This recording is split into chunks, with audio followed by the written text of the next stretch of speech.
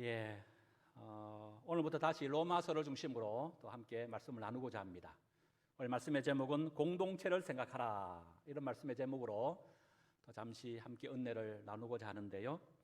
우리는 지난 3주간에 걸쳐서 하나님 나라의 본질적 가치가 무엇인가에 대해서 함께 배웠습니다. 하나님의 나라는 먹는 것과 마시는 것이 아니고 오직 성령 안에서 의와 평강과 희락이라. 여기서 우리가 주목해야 될 단어가 있다면 성령 안에서라고 하는 단어입니다. 이 말은 곧 이런 의미의 뜻이 있는 것 같아요. 우리가 하나님 나라의 본질적 가치의 삶인 의와 평강과 희락의 삶을 살아야 되는데, 이것은 어쩌면 인간의 힘과 노력으로는 불가능한 일이다, 이렇게 우리가 한번 생각해 볼 수 있지 않을까요? 왜요?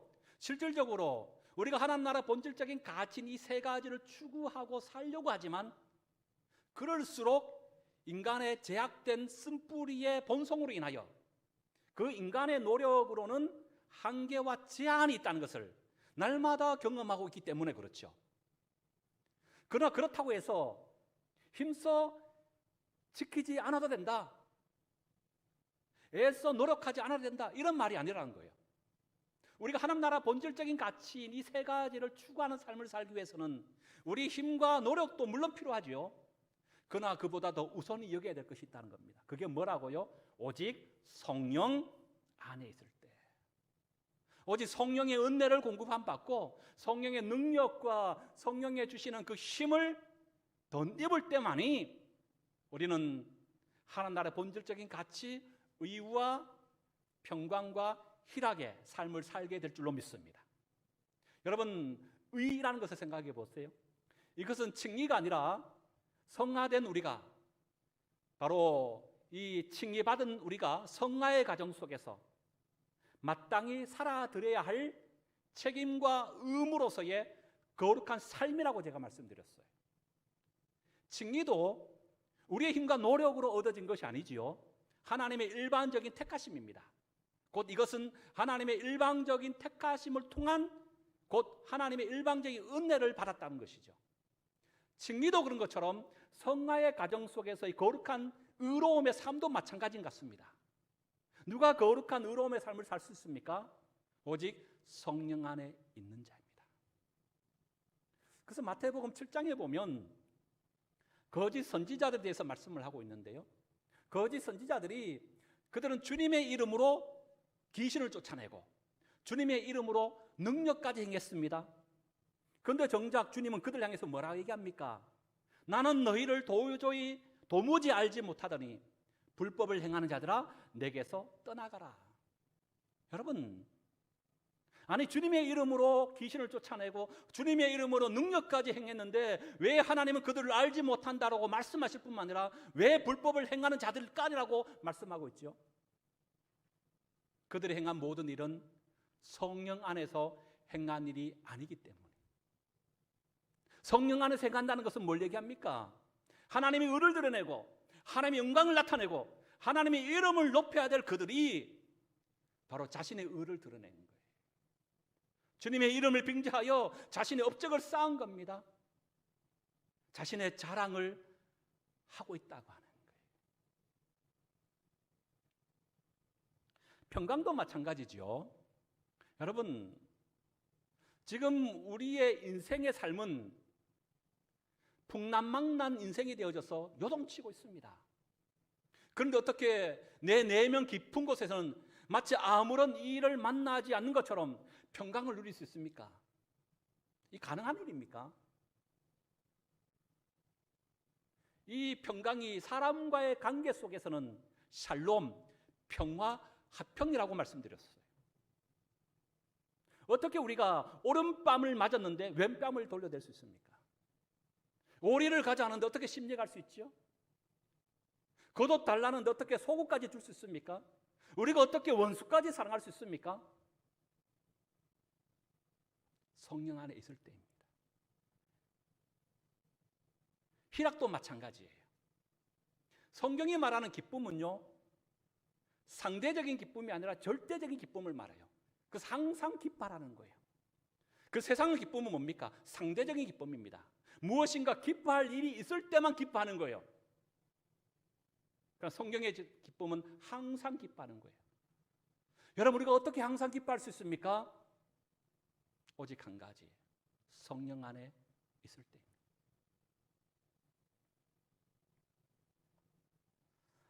요한계시록이 전체가 22장으로 되어 있습니다.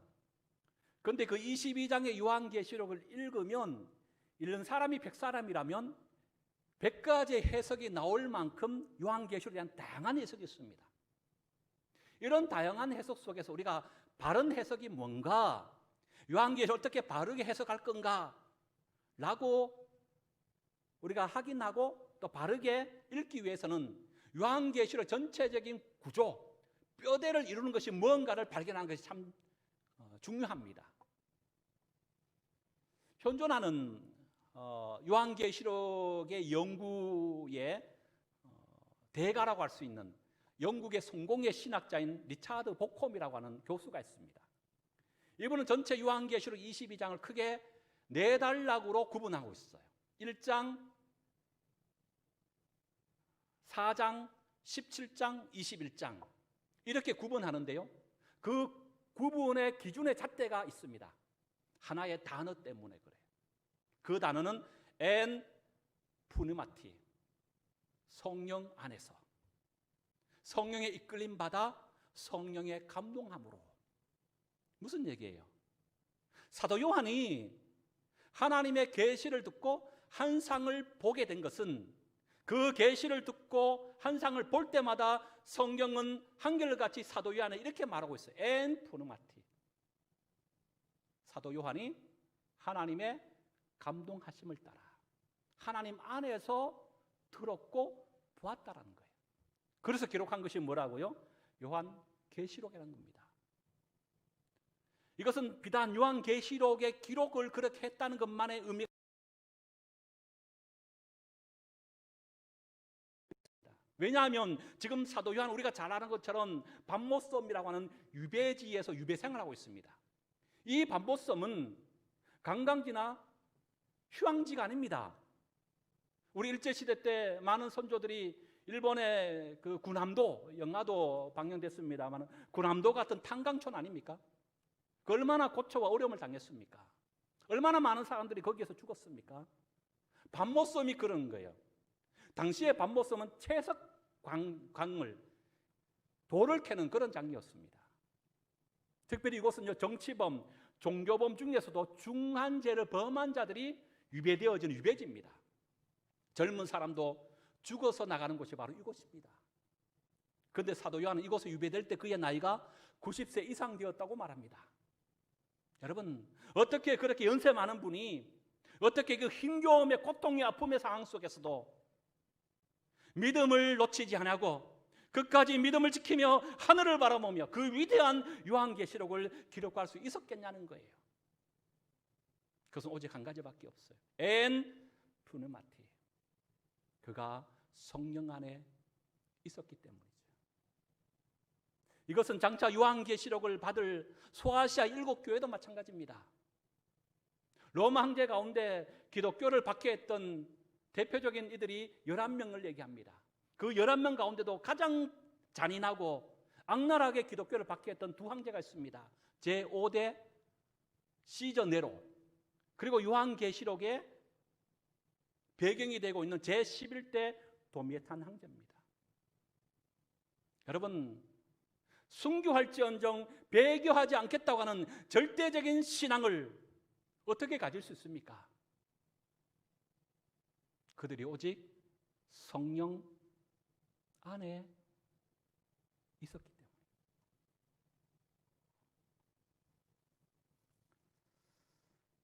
그런 의미에서 여러분, 우리는 성령 안에 있어야 합니다.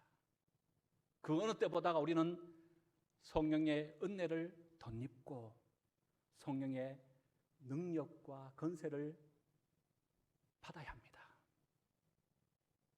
특별히 마태복음 10장 32절과 33절은 이렇게 얘기합니다. 누구든지 사람 앞에서 나를 시인하면 나도 하늘에 계신 내 아버지 앞에서 저를 시인할 것이요, 누구든지 사람 앞에서 나를 부인하면 나도 하늘에 계신 내 아버지 앞에서 저를 부인하리라. 여러분, 우리가 그냥 읽을 때는 뭐 당연한 것이지, 내가 사람 앞에서 예수를 주라 시인하면 하나님께서 하나님 앞에서도 나를 안다라고 인정한다, 뭐 당연한 것 아닌가, 이렇게 쉽게 생각할 수 있다는 거예요. 그러나 여러분, 이 역사적인 배경을 안다면 이 고백은 결코 만만한 고백이 아닙니다. 왜요? 이때는 순교의 시대이기 때문에 그래요. 예수 믿는다는 그 이유 하나만으로 길드, 조합이라는 것에 가입을 하지 못해서 경제활동을 할 수가 없습니다. 이것은 말할 것도 없고요, 심지어는 원형 경기장에 사자밥이 되기도 합니다. 검투사들의 그 칼날에 죽임을 당합니다. 십자가 처형을 당하고요, 참수형을 당합니다. 심지어는요, 예수 믿는 것 때문에 로마 시내 그 어두움의 밤을 밝힌다고 예수 믿는 자를 잡아서 장대 위에 높이 답니다. 그리고 기름을 뿌리고 밤에 하영을 시켜요. 그 하영에 타오르는 불로 로마 시에 불을 밝혔다 할 만큼 그렇게 순교당했다는 거예요. 여러분, 그러면서까지도 어떻게 예수를 주라 시인할 수 있습니까? 내 목에 칼이 드리워졌는데도 불구하고 죽음을 불사하면서까지 어떻게 나는 예수 믿는다고 말할 수 있습니까? 그건 누구나 아무나 고백할 수 있는 게 아니에요. 그래서 고린도전서 12장 3절 이렇게 얘기합니다. 오직 성령으로 말미암지 않고서는 예수를 주로 시인할 수 없느니라. 성령 안에 있는 자만이 고백할 수 있는 거예요. 성령의 은혜와 능력을 공급한 받은 자만이 우리의 환경과 감정을 뛰어넘어 오직 하나님을 영원토록 주라고 고백할 수 있다고 하는 사실입니다. 그래서 오늘 바울은 외치고 있습니다. 하나님의 나라는 먹고 마시는 것이 아니라 오직 성령 안에서 의와 평강과 희락이라. 2021년 여러분, 오직 성령에 충만한 한 해가 될 수 있기를 원합니다. 엔 퓨니마티, 성령 안에서 의와 평강과 희락을 누리고 경험하고 또한 그것을 나눌 수 있는 우리 소망의 공동체가 될 수 있기를 소망합니다. 그리고 여러분, 오늘 18절을 보세요. 이런 삶을 산 자에게 하나님께 두 가지 복을 약속하는데요, 18절 이로써 같이 읽어봅니다. 시작. 하나님을 기쁘시게 하며 사람에게도 칭찬을 받느니라. 두 가지 얘기하죠. 첫 번째, 따라합니다. 하나님을 기쁘시게 한다. 두 번째, 사람에게도 칭찬을 받는다. 이렇게 하나님 나라의 본질적 가치의 삶을 사는 자에게 먼저는 하나님이 기뻐하시고요, 두 번째는요, 많은 사람들에게 칭찬을 받게 하신다는 거예요. 사랑의 이중 계명이 있습니다. 하나님을 사랑하는 것이고 이웃을 사랑하는 거예요. 여기서는 뭘로 나타나죠? 하나님의 사랑이 뭘로 나타나요? 하나님의 기쁨으로 나타나요. 이웃 사랑은요, 사람에게 칭찬을 받는 것으로 나타나는 것을 우리가 보게 되죠. 그러니까 하나님 나라 본질적인 가치인 의와 평강과 희락을 추구하며 사는 자는 곧 사랑의 이중 계명, 하나님 사랑과 이웃 사랑을 실천하는 삶이라는 것을 말씀하고 있다는 거예요. 특별히 앞에서 말하고 있는 하나님을 기쁘시게 한다, 곧 이것은 무슨 얘기입니까? 하나님이 우리를 바라보시고 기뻐하신다는 거예요. 여러분, 성경 가운데 하나님이 우리 인간을 바라보시고 기뻐할 때가 있었습니다. 심히 좋았더라. 언제입니까? 창조 때지요. 에덴의 회복을 말합니다. 하나님의 나라 본질적 가치를 추구하는 그 사람 속에 하나님의 나라가 임했다는 거예요. 그를 보고 하나님은 기뻐하신다는 거예요. 뿐만 아니라 사람에게도 칭찬을 받느니라. 여러분, 이처럼 위로는 하나님의 기쁨이 되고 아래로는 무슨 사람들에게 칭찬을 받는 것, 누가 언제 이런 복을 받을 수 있다고요? 아디아포라. 이거는 구원의 문제도 아니고, 그렇다고 진리의 문제도, 생명의 문제도 아닌, 본질적인 문제가 아닌 비본질적인 우상에게 바쳐진 제물, 그건 먹어도 되고 안 먹어도 되는 거예요. 빵이면 어떻고 떡이면 어떻습니까? 이런 아무것도 아닌 문제 때문에 성도와 성도 사이에 업신여기고 정죄하고 비판하는 것, 상처 주는 것, 그런 공동체, 그런 사람에게는 이런 복이 없다는 거예요. 어떤 공동체, 누구에게 하나님이 이런 두 가지 복을 주신다고요? 본질적인 문제, 오직 하나님 나라 본질적인 가치인 오직 성령 안에서 의와 평강과 희락을 추구하며 쫓으며 살고자 노력하는 그 사람에게 그를 바라보시고 하나님은 기뻐하신 줄 믿습니다. 그 공동체가 세상 모든 사람들로부터도 칭찬을 받게 하신다는 거예요. 여러분, 이 새해를 맞이하면서 우리 모두가 이 두 가지의 복을 사모하시고 받을 수 있는 저와 여러분 되셨으면 좋겠습니다. 첫 번째는 뭐라고요? 하나님의 기쁨이 되는 거예요. 두 번째는요, 모든 사람들, 이 사람은 교회 안의 성도들뿐만 아니라 믿지 않는 세상 사람들 모두를 포함합니다. 모든 사람들에게 칭찬을 받는 거예요. 그러기 위해서 어떻게 해야 된다? 성령 안에서 비본질적인 문제 가지고 다투고 시기하고 정죄하고 비판하는 것이 아니고 이 본질적인 문제, 성령 안에서 의와 평강과 희락을 누리고 이루기 위하여 힘쓰고 애쓰는 그런 자에게 임한다는 거예요. 그 복이 우리 가운데 있을 수 있기를 축복합니다. 그리고 19절을 보세요. 19절. 이 19절도 너무너무 중요한데요. 19절 같이 읽습니다. 시작. 그러므로 우리가 화평의 일과 서로 덕을 세우는 일을 힘쓰나니라고 되어 있습니다. 힘쓰자입니다. 뭘 힘쓰자는 겁니까? 그러므로 우리 화평의 일을 힘써야 되고요, 서로 덕 세우는 일을 힘써야 된다는 거예요. 여기 화평이라고 하는 것은 위에 하나님 나라의 본질적 세 가지 가치, 의와 평강과 희락이죠. 그 가운데 화평은 어디에 속하는 겁니까? 두 번째, 평강이죠. 에이레네, 나에게 적용될 때는 평강이지만 공동체 안에서의 다른 사람과의 관계 속에서의 이 평강 에이레네가 적용될 때는 샬롬입니다. 평화죠. 화평을 말하고 있다는 거예요.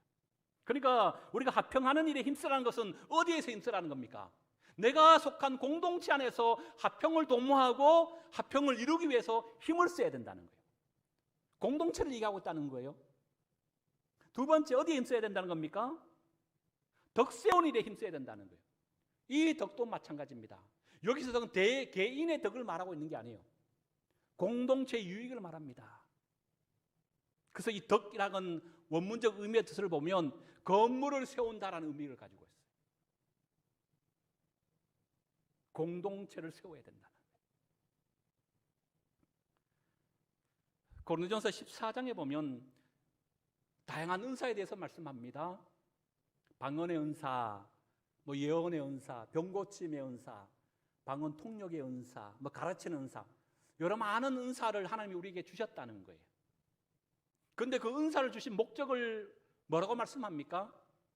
교회의 덕을 세우게 하시기 위하여 우리에게 믿음의 분량에 따라 각자 다양한 은사를 주셨다는 거예요.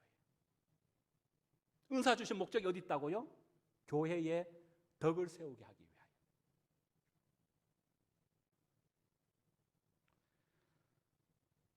여러분, 그래서 한번 따라 하십시다. 공동체를 생각하자. 공동체를 생각하자. 오늘 말씀의 제목이 바로 이 말씀의 제목이잖아요. 여러분, 세상은 점점 이기적이고 개인화되고 있죠. 그 세상이 이기적이고 개인화되어지는 세상의 풍조와 문화가 교회 안에서는 없습니까? 아니요, 교회 안에 있더라고요. 그래서 우리가 은사를 받고 개인의 신앙의 삶을 극히 개인화하거나 개인의 사유화하는 경향이 있더라고요. 그러다 보니까 점점 우리의 신앙 공동체를 생각하지 아니하고 개인을 앞세우는 개인주의적인 이기적인 잘못된 신앙의 삶으로 빠지는 경우가 많다는 것 아닙니까? 내가 모든 것을 우선인 거예요. 내 뜻, 내 경험, 내 생각, 나 중심. 내 기도가 먼저 응답을 받아야 되고요. 내 일이 급한 거예요. 그래서 내가 말하는 행동과 그 말과 행위가 공동체에는 어떠한 영향을 끼치는가에 대해서는 별로 생각이 없습니다. 왜요? 내가 우선이기 때문에 그래요. 그러나 이런 신앙은 아주 위험한 신앙이고 또 한편 건강치 못한 신앙입니다. 여러분, 물론 개인이 중요하죠. 구원도 개인적으로 받는 거예요. 하나님과의 1대1의 만남 속에서 우리 개인적으로 받는 거예요. 그러나 여러분, 우리가 하나님과 1대1의 만남을 통하여 구원을 받았다면 거기서 머물러서는 안 된다는 거예요. 우리가 신앙생활 10년 하고 20년 하고 교회 직분을 받으면 받을수록 이제는 개인을 넘어서 내가 속한 공동체를 생각할 수 있어야 돼요. 우리 소망교회 공동체 안에 내가 해야 될 역할이 뭐냐? 화평을 힘쓰자. 덕세를 위하여 힘을 쓰자는 거예요.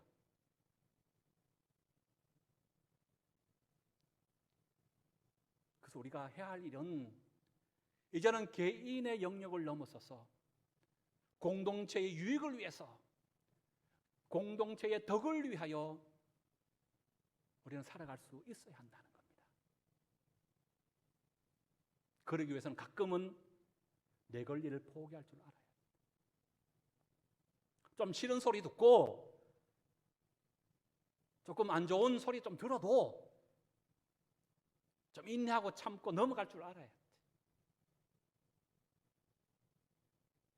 왜요? 공동체를 원한다면. 참 중요한 말씀이라 봐요. 그래서 우리가 화평의 일과 서로 덕을 세우는 일에 힘쓰자. 공동체를 말하고 있어요. 저는 2021년 이 한 해 우리 소망의 모든 성도들이, 특별히 여러분 중직자분들이 여기 앞장서야 합니다. 이제는 개인의 신앙을 넘어서야 돼요.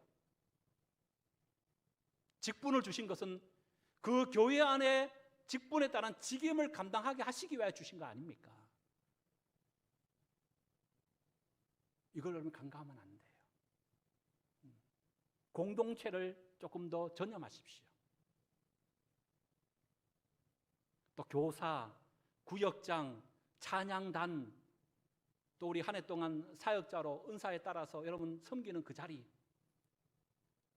내 유익을, 내 편의를, 내 환경을 먼저 생각하기보다가 내가 속한, 몸담고 있는 섬기는 그 공동체를 먼저 생각하셨으면 좋겠습니다. 화평을 이루기 위해서 힘쓰고요, 그 공동체 안에 나를 통하여 유익과 덕이 드러날 수 있도록 거기에 힘쓰고 애쓰는 이 한 해가 되었으면 좋겠습니다. 공동체가 살아야 돼요. 개인이 살았다면 이제는 공동체를 바르게 세우고 공동체를 건강케 하는 곳에 우리 함께 앞장서야 한다는 거예요. 그리고 20절 보십시다. 20절 시작. 음식으로 말미암아 하나님의 사업을 무너지게 하지 말라. 만물이 다 깨끗하되 꺼리낌으로 먹는 사람에게는 악한 것이니라. 여기 보면 하나님의 사업이 무너진다는 거. 뭐 때문에? 아무것도 아닌 음식 문제 때문에. 여러분 이게 무슨 얘기일까요? 하나님의 사업이 무너진다. 하나님 무슨 비즈니스를 하십니까? 하나님의 비즈니스가 있어요. 그게 뭘까요? 구원 사업이에요. 구원 사업. 지금 이것은 20절은 믿음이 강한 자에게 지금 말씀하고 있는 겁니다. 믿음이 강한 자는 어떤 음식이라도 먹어도 관계없어요. 믿음이 흔들리지 않아요. 그런데 어떻게 합니까? 아니 나는 어떤 음식을 먹어도 된다고 해서 우상에게 바쳐지는 음식을 믿음이 약한 자 앞에서 막 먹어대버려.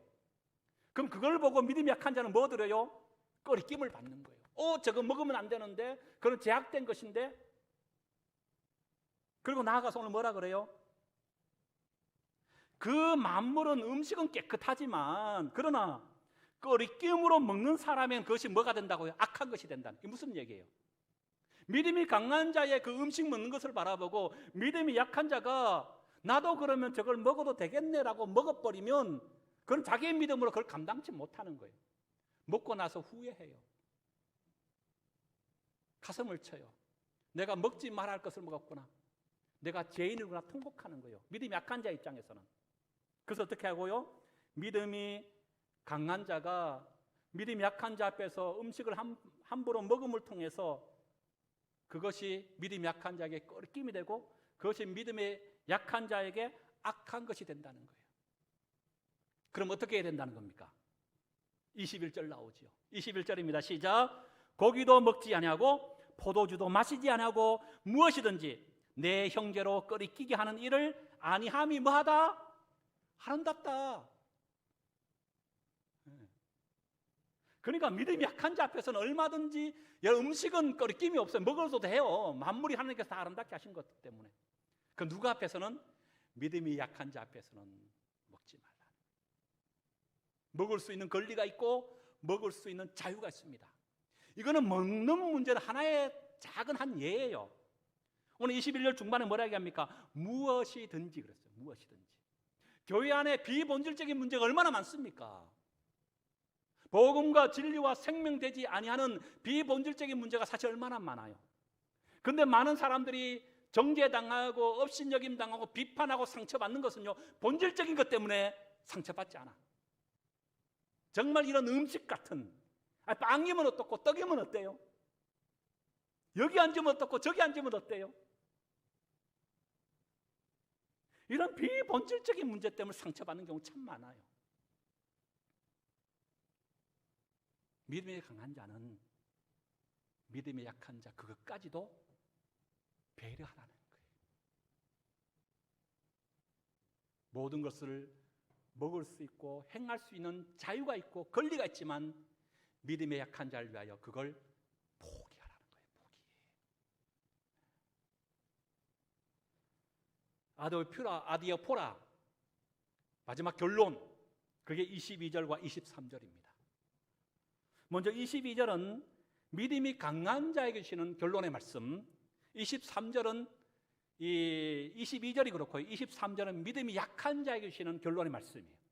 먼저 믿음이 강한 자에게 주시는 결론의 말씀 22절입니다. 시작. 내게 있는 믿음을 하나님 앞에 스스로 가지고 있으라. 자기가 옳다 하는 바로 자기를 정죄하지 아니하는 자는 복이 있도다.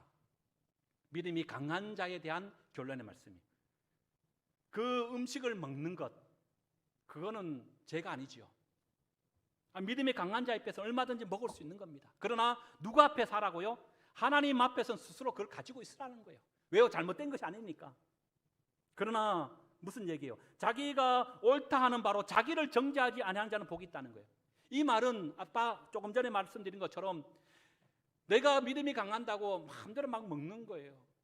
근데 내 먹는 것 보고 믿음이 약한 자가 함께 따라 먹거나 아니면 내 강압적인 어떤 의도를 가지고 믿음이 약한 자가 마지못해서 먹는다면 그 사람이 실족하여 꺼리낌 당하는 거잖아요.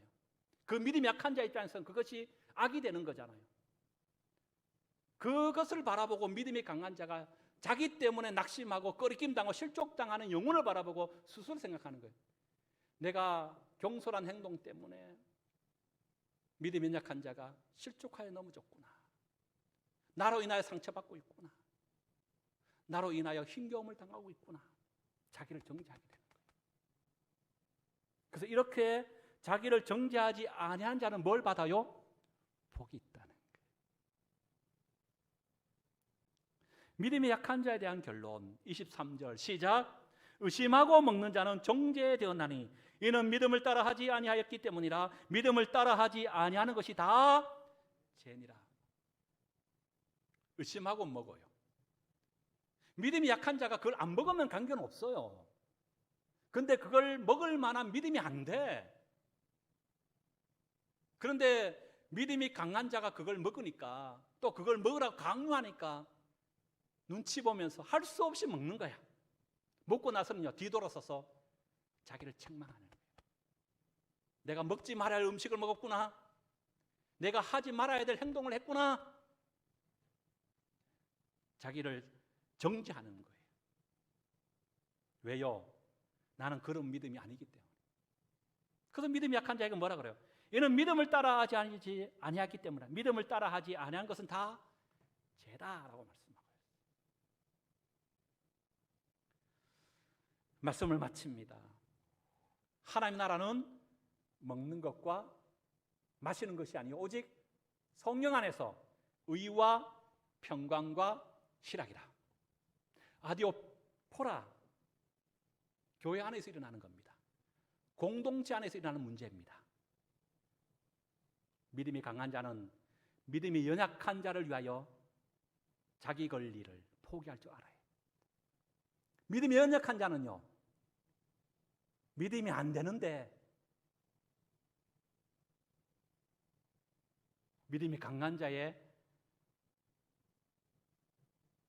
먹고 마시는 일에 함께 동참하여 꺼리낌 당하여 가슴 치는 일이 없어야 된다는 것이죠. 이게 아도표의 결론의 문제입니다. 2021년 여러분 다시 한번 말씀드립니다마는 공동체를 우리 생각하십시다. 믿음이 약한 자는 믿음이 약한 자대로, 믿음이 강한 자는 믿음이 강한 자대로 공동체를 건강하고 바르게 세워가기 위하여 우리 모두가 공동체의 덕을 세우고 유익을 위하여 함께 포기할 건 포기하고 함께할 것은 또 함께하고, 그래서 이 한 해 동안 우리 소망 공동체가 하나님 안에서 더 건강하고 더 바르게 더 아름답게 세워갈 수 있는 귀한 은혜의 한 해가 될 수 있기를 주의 이름으로 소망하며 축복합니다.